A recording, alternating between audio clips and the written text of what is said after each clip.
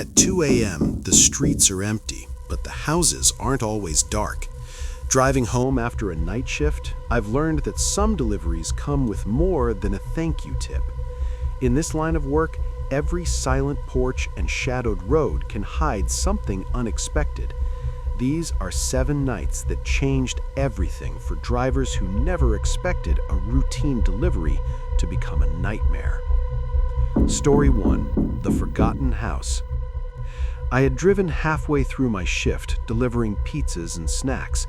By 1 a.m., I only had one left, a small house on Pine Cliffs Road. It was off the map, miles of forest around it. The GPS signal kept cutting out as I climbed the dirt driveway. The porch light was on, but the door was old and cracked. Inside, I found an empty living room lit only by the flickering glow of an old television. "Pizza's here," I called, but there was no answer. The house was eerily quiet. I stepped back outside with the box, about to leave it by the door for a no-contact drop-off.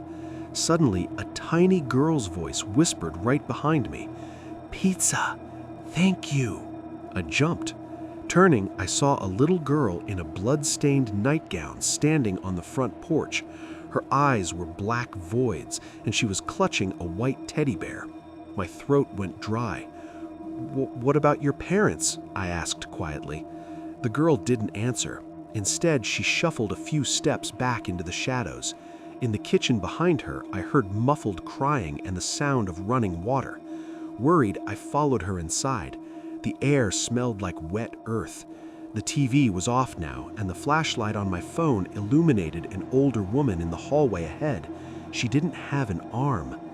I stumbled backward in shock. "Oh my God," I whispered. My mind raced. Had these people been hurt? The old woman turned slowly, face twisted in pain and hatred. She said nothing, but I heard the girl softly whisper something to her mother. The boy who answered my ring showed up behind me, wearing a ripped fur coat and a wild grin. He said, "She didn't want to share." Fear took over me. I bolted for the door. The old woman hissed, "No one leaves." I tried to yank it open, but it clicked locked. The girl behind me whispered, "Finally, alone." I smashed against the wood, shouting. The kids started giggling, a horrible chorus in the empty house. In a panic, I slammed my shoulder into a kitchen window. It cracked, and I darted through it into the rain.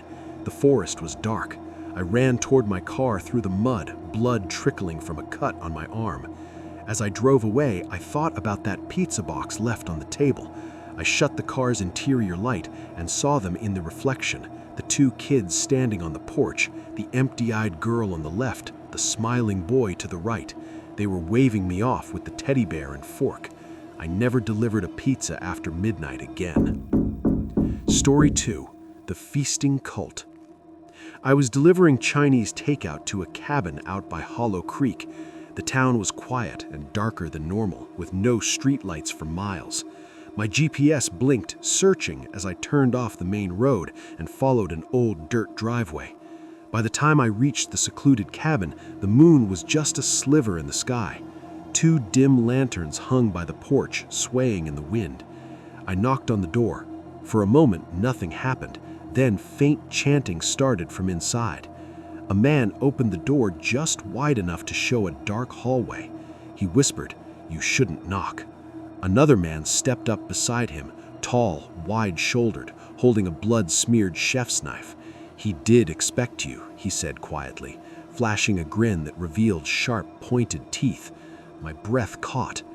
"This is the Chinese order for Mr. Lin," I stammered, handing over the warm boxes.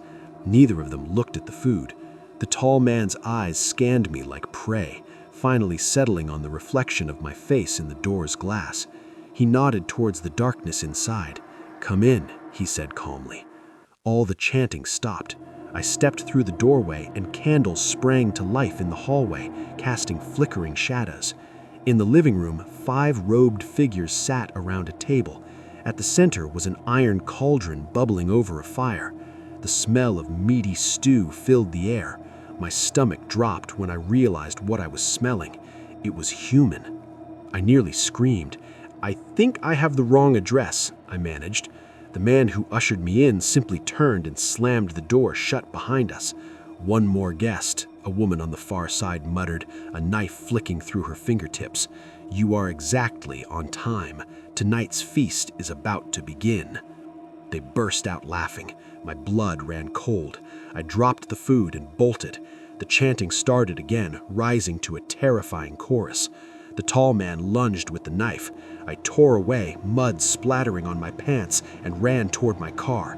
My arm was stabbed as I fell, but I ignored the pain. I saw the lanterns of the cabin bobbing as lightning flashed overhead. They chased me through the pouring rain. Twigs and roots tore at my legs as I sprinted. My phone was dead. The night absorbed all sound. I dove into the car, locked every door, and screamed down the road. Every time I glanced in the rearview mirror, the chapel lanterns on the porch grew smaller behind me. I flagged down a sheriff much later. I told him everything. He only nodded as if he'd heard it all before. He gave me coffee at a diner, just listening to me shake. I left Hollow Creek that night, the only survivor of a feast I was never meant to attend. Story 3. The Dollmaker's Mirror. I was delivering a supplies box to an old toy shop at midnight. The building was dark and seemed abandoned, but a neon sign buzzed faintly. I knocked on the glass door. It was unlocked, so I stepped in, calling, "Hello?" The bell chimed weakly. Inside was a maze of doll faces. Mannequins in vintage dresses stood on every shelf and even the ceiling. Porcelain ballerinas balanced on one toe. Teddy bears sat motionless with glassy eyes. The air smelled like old paint and sawdust. The shop was empty. Silence answered me. I set the box on a cluttered table. A broken music box on the counter played a sewer lullaby. Suddenly, I realized I wasn't alone. My reflection in a mirror showed something move behind me. I spun around. The window behind me only showed the pitch-black street. When I looked back at the mirror, my reflection was flickering, as if it hesitated to show something. "Who's there?" I called, voice trembling. From the far corner, a woman stepped into the lamplight. She was pale and thin, wearing an old-fashioned black dress. Her eyes shimmered like glass but were empty of life. She tilted her head and gave a slight, knowing smile. "Your delivery," she whispered, though her lips never moved. Panic froze me. I stumbled backward, nearly tripping over a rocking horse. "I'm just here to pick up supplies," I blurted, clutching my arms around the box. The woman tilted her head again. The nearest dolls on the shelf slowly turned their heads to look at me. A porcelain ballerina spun around without touching anything.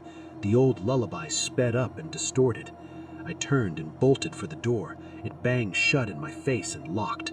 The lights flickered. The doll's eyes reflected my worst fear. Breathing hard, I backed into the foyer, looking for another exit. Through the gloom, I saw her walk slowly towards me, hands outstretched. In one hand, she held a rusty pair of scissors. The music box tone changed into a high-pitched giggle. I screamed and stumbled, but she vanished in an instant.